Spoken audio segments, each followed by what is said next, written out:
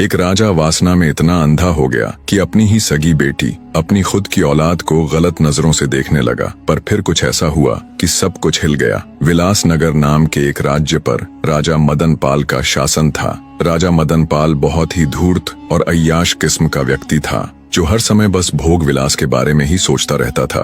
राज्य की जिस किसी भी सुंदर स्त्री पर राजा मदन पाल की नजर पड़ जाती, वो उसे अपनी भोग की वस्तु बना लेता। रानी प्रेमलता राजा की इस आदत से बहुत दुखी थी, पर राजा को रानी के सुख या दुख से कोई लेना देना नहीं था। वो तो अपने रंगारंग कार्यक्रमों में व्यस्त रहता, खूब मदिरा पान करता और नई नई स्त्रियों के साथ भोग विलास करता। दुष्ट राजा मदन पाल की कोई संतान नहीं थी, पर उसे इस बात से भी कोई फर्क नहीं पड़ता। उसे एक आध बार चिंता होती तो बस इस बात की कि अगर उसका कोई पुत्र होता तो वो उसके बाद उसके राजकाज को संभाल लेता, उसका राजवंश आगे बढ़ता रहता। अन्यथा उसे पुत्र की भी ऐसी कोई खास चाहना नहीं थी। ऐसे ही समय बीतता जा रहा था। रानी प्रेमलता बेचारी किसी तरह अपने दिन काट रही थी। एक दिन रानी की तबीयत बिगड़ गई। राजवैद्य को बुलाया गया। जब राजवैद्य ने रानी की जांच की तो पता चला रानी प्रेमलता गर्भ से थी। ये खबर जब राजा मदन पाल को लगी तो उसे बहुत सुकून मिला। उसकी आदतों में कुछ सुधार होने लगा, पर यह सुधार बहुत ही कम समय तक था। 9 माह बाद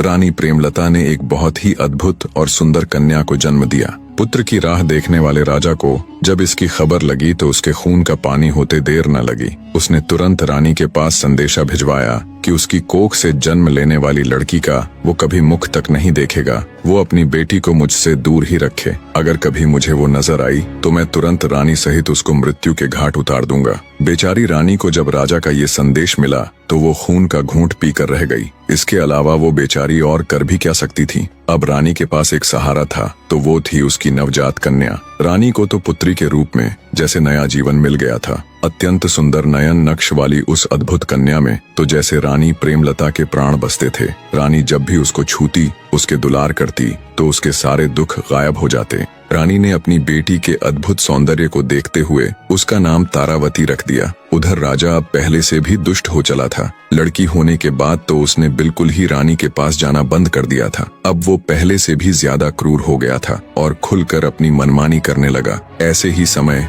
बीतने लगा। राजकुमारी तारा अब 10 साल की हो चली थी। वो इतनी सुंदर थी कि उस जैसा पूरे संसार में कोई नहीं था। रानी प्रेमलता को अब अपनी बेटी राजकुमारी तारावती के विवाह की चिंता होने लगी, क्योंकि पुराने समय में बचपन में ही बच्चों का विवाह कर दिया जाता था और जब उनकी 18वीं वर्षगांठ मनाई जाती तब उनका गोना कर दिया जाता। अर्थात जिस लड़के के साथ लड़की का विवाह होता, लड़की को अपना घर छोड़कर लड़के के घर जाना होता। इसी चिंता को ले रानी राजा के समक्ष जाती है और कहती है, महाराज, आप अपनी बेटी की शक्ल तक नहीं देखना चाहते तो ना सही, आप मेरे पास भी नहीं आना चाहते तो ना सही, पर अब हमारी बेटी 10 वर्ष की हो चुकी है। कम से कम अपनी बेटी के लिए नहीं तो इस समाज की खातिर ही सही। लोग क्या कहेंगे कि क्यों राजा अपनी बेटी का विवाह नहीं कर रहा। इस उम्र में तो सब अपने बच्चों के विवाह कर ही देते हैं। इसलिए हे राजा, जल्दी से राजकुमारी के लिए कोई योग्य वर देखकर उसका विवाह कर दो। अनमने ढंग से रानी प्रेमलता की बात सुन रहे राजा ने जब उनकी बातों पर विचार किया तो सोचा रानी ठीक ही कह रही है, सब क्या सोचेंगे। इसी विचार के साथ राजा ने राजकुमारी तारावती के लिए ना चाहते हुए भी वर ढूंढना शुरू कर दिया और कुछ ही दिन बाद पास के ही एक प्रतापगढ़ नामक राज्य में राजकुमारी तारावती का रिश्ता पक्का कर दिया। प्रतापगढ़ के ऊपर उन दिनों राजा धर्मपाल का शासन था। उनका एक ही पुत्र था जिसका नाम अभिमन्यु था। तय समय पर युवराज अभिमन्यु के साथ राजकुमारी तारावती का विवाह संपन्न हो जाता है। ऐसे ही समय बीतता गया।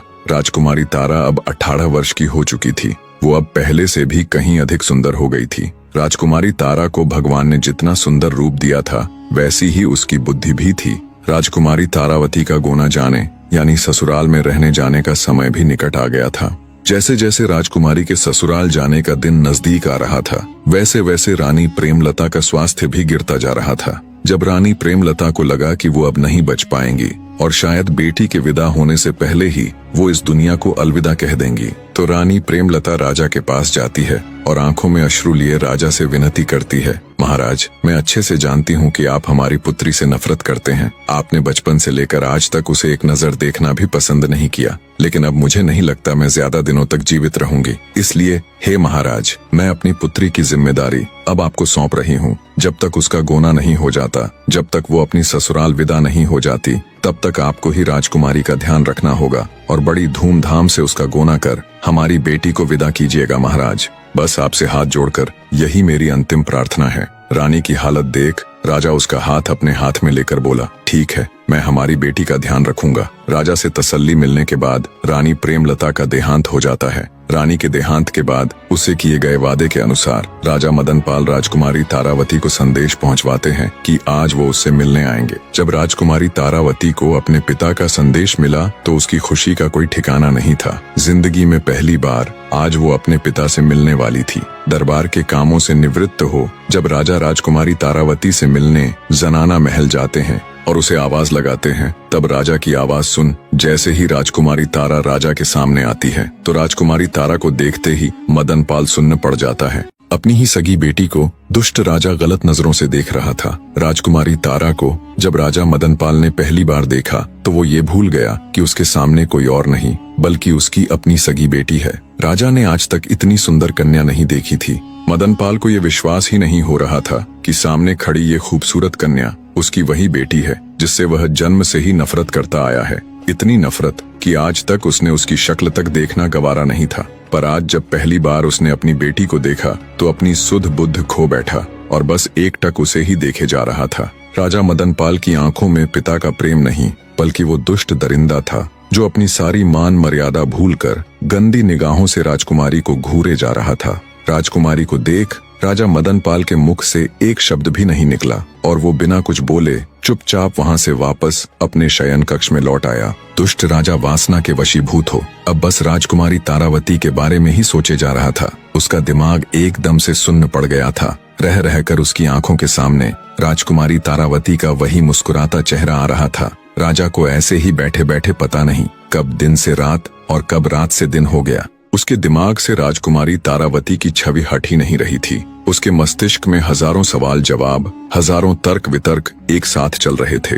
इधर बेचारी राजकुमारी तारावती भी असमंजस में थी। जिस पिता से मिलने के लिए वो इतनी आतुर थी, जिस पिता को उसने पैदा होने के बाद अपने जीवन में आज पहली बार देखा था, पहली बार मिली थी। पता नहीं क्यों, पर उससे मिलने के बाद राजकुमारी को लेश मात्र भी खुशी महसूस नहीं हो रही थी।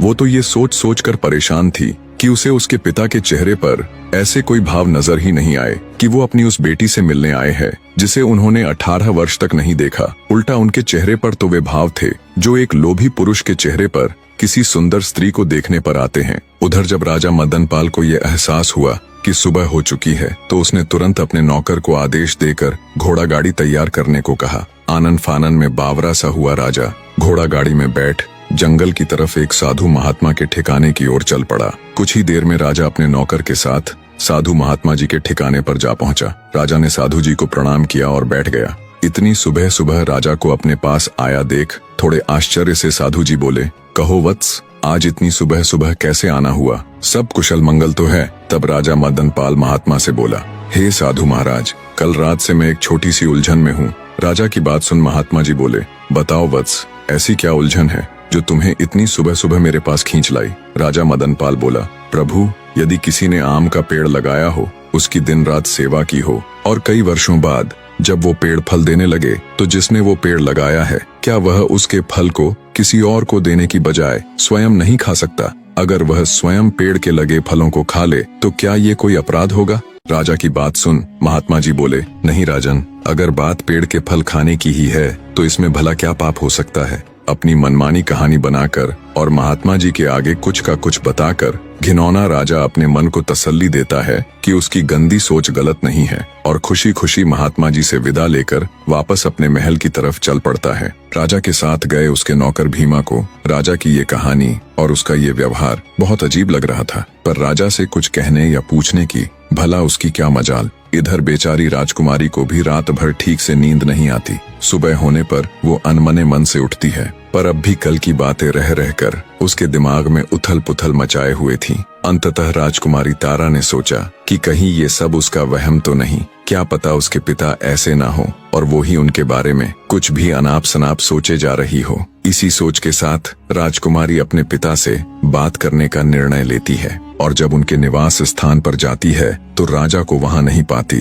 क्योंकि राजा उस समय जंगल में महात्मा जी के पास गया हुआ था। राजा मदन पाल महात्मा से मिलकर वापस अपने महल आ जाता है। काफी देर सोच विचार कर वो एक पत्र लिखता है और वो पत्र अपने नौकर भीमा को देते हुए उसे हुक्म देता है कि इस संदेश पत्र को लेकर तुम फौरन प्रतापगढ़ जाओ और राजा धर्मपाल को ये पत्र दे देना। राजा का हुक्म मिलते ही नौकर भीमा तुरंत प्रतापगढ़ के लिए निकल पड़ता है। कुछ ही घंटों का सफर कर वो प्रतापगढ़ पहुंच जाता है। राजा धर्मपाल दरबार लगाए राजसभा में बैठे थे। भीमा राजा धर्मपाल को प्रणाम कर जब राजा का दिया पत्र उन्हें देने लगता है तो राजा धर्मपाल कहते हैं, क्या संदेश लाए हो, जोर से पढ़कर सुनाओ। तो आदेश पाकर भीमा उस पत्र को राज्यसभा में पढ़ने लग जाता है, जिसमें लिखा था, प्रिय राजन, मुझे यह बताते हुए बहुत दुख हो रहा है कि मेरी पुत्री और आपकी पुत्रवधू राजकुमारी तारावती अपनी मां की मृत्यु का सदमा बर्दाश्त नहीं कर पाई और इस दुनिया से चल बसी। मैं यह सूचना आपको बहुत पहले ही देना चाहता था,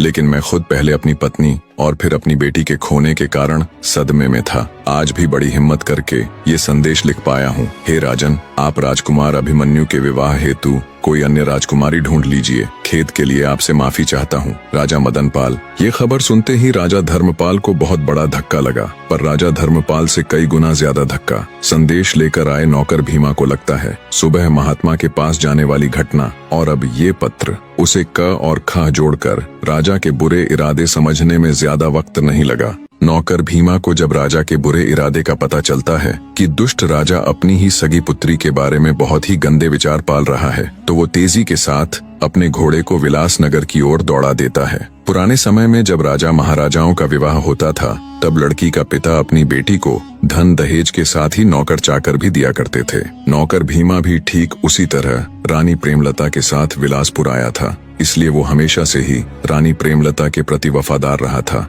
जब उसे राजा के अनिष्ट इरादों का पता चला तो वो कैसे भी करके रात होने से पहले राजकुमारी तारावती के पास पहुंचकर उसे इन सब बातों से अवगत करवाना चाहता था। वो तेजी के साथ विलासपुर की ओर बढ़ रहा था। इधर जब राजा मदन पाल के द्वारा भेजे गए संदेश की सूचना राजा धर्मपाल के पुत्र राजकुमार अभिमन्यु को लगी तो वो बेचारा एकदम सन्न रह गया। राजकुमार की हालत ऐसी थी कि काटो तो खून नहीं, जैसे उसके शरीर में प्राण ही न हो। जब आज से 7-8 साल पहले उसका विवाह राजकुमारी तारावती के साथ हुआ था, तब राजकुमार अभिमन्यु ने तारावती की एक झलक देखी। वो उसकी कजरारी आंखें, वो उसका मासूमियत से भरा चेहरा, तब से ही वो राजकुमारी के साथ अपना जीवन बिताने के सपने संजो रहा था। इन बीते वर्षों का एक एक दिन उसने यही सोचकर काटा था कि एक दिन तो ऐसा आएगा जब उसकी पत्नी यानी राजकुमारी तारावती उसके पास आ जाएगी। भारी हृदय और आंखों में अश्रु लिए राजकुमार अभिमन्यु को बिल्कुल भी यकीन नहीं हो रहा था कि उसकी पत्नी अब इस दुनिया में नहीं रही।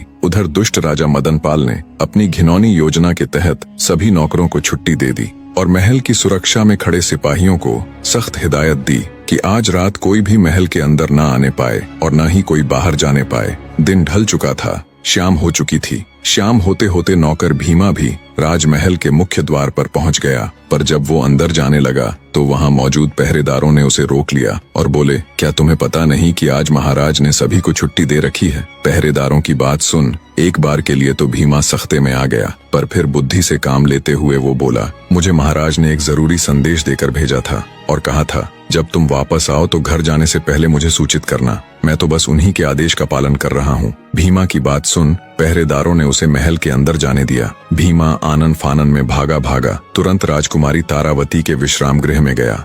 नौकर भीमा चुपके से राजकुमारी के कमरे में दाखिल होता है। विचारों में खोई राजकुमारी की नजर जब नौकर के ऊपर पड़ती है तो वो भड़क कर गुस्से में चिल्लाने ही वाली थी कि नौकर भीमा बोल पड़ता है, माफ कीजिएगा राजकुमारी जी, जो ऐसे अचानक बिना इजाजत के आपके कक्ष में चला आया, पर बात ही कुछ ऐसी थी कि मुझे ऐसे आना पड़ा। भीमा की बात सुन राजकुमारी थोड़ी शांत हुई और बोली, बताइए काका, ऐसी क्या बात है जो आप इस तरह मेरे कक्ष में आए? तब नौकर भीमा राजकुमारी तारा के आगे राजा के सुबह महात्मा जी से मिलने वाली बात से लेकर उनके दिए झूठे संदेश को लेकर प्रतापगढ़ जाने तक की पूरी घटना विस्तार पूर्वक कह सुनाता है और कहता है, माफ कीजिएगा राजकुमारी जी, छोटा मुंह बड़ी बात। पर जो पिता अपनी बेटी को उसके गौने के समय उसकी ससुराल न भेजकर वहां उसकी मृत्यु का झूठा संदेश भिजवाता है, उसके मन में कुछ तो बहुत ही घिनौना षड्यंत्र चल रहा है। नौकर भीमा की सारी बात सुन राजकुमारी तारा के पैरों नीचे से जमीन खिसक जाती है। आगे नौकर भीमा कहता है,